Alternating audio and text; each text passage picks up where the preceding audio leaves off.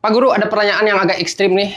Pertanyaannya adalah, Nabi Muhammad itu nabi asli atau nabi palsu? Andai.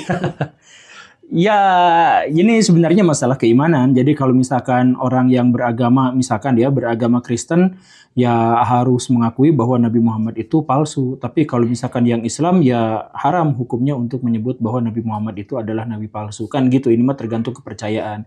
Cuman kalau misalkan kita menggunakan pendekatan yang lebih sosiologis, maka ini akan menghasilkan sebuah dilema besar.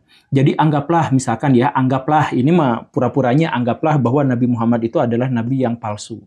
Maka kita akan sangat kesulitan untuk menjelaskan bagaimana prestasi bisa digapai oleh satu orang seperti itu. Jadi prestasi bahwa beliau itu adalah komandan perang yang tidak pernah kalah perang, bahwa beliau adalah pemimpin sebuah negara dari yang nol atau bahkan minus sama sekali menjadi negara yang bisa menaklukkan dua adidaya yaitu Persia dan Romawi, bahwa beliau anggaplah ceritanya tidak menerima wahyu karena nabi palsu gitu ya, maka Al-Quran itu harus dipahami sebagai bikinan dirinya sendiri. Maka itu karya sastranya udah karya sastra jenius yang sangat sulit untuk bisa dipahami bagaimana cara membuat karya sastra semacam itu. Bahkan itu adalah karya sastra yang sampai sekarang masih dikutip. Jadi perkataan Nabi Muhammad itu adalah perkataan yang paling banyak dikutip oleh orang di seluruh dunia. Jadi ada miliaran orang sekarang yang menyebut namanya setiap hari, setiap saat, masjid-masjid dan sebagainya. Itu ya. Kemudian prestasi-prestasi di bidang duniawi yang tadi itu sebagai pemimpin, sebagai teoritikus, sebagai sastrawan dan sebagainya.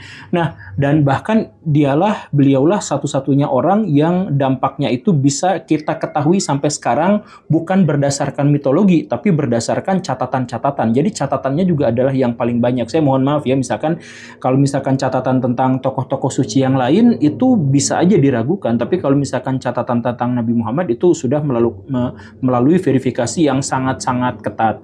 Dan termasuk verifikasi yang sangat ketat juga itu adalah perintah dari Nabi. Nah, jadi anggaplah kalau misalkan Nabi Muhammad itu adalah nabi palsu, maka kita harus berhadapan dengan sebuah masalah tentang bagaimana caranya untuk menjelaskan prestasi yang sebesar itu untuk ukuran duniawi dan untuk ukuran ukhrawi ditanggung oleh hanya satu orang saja.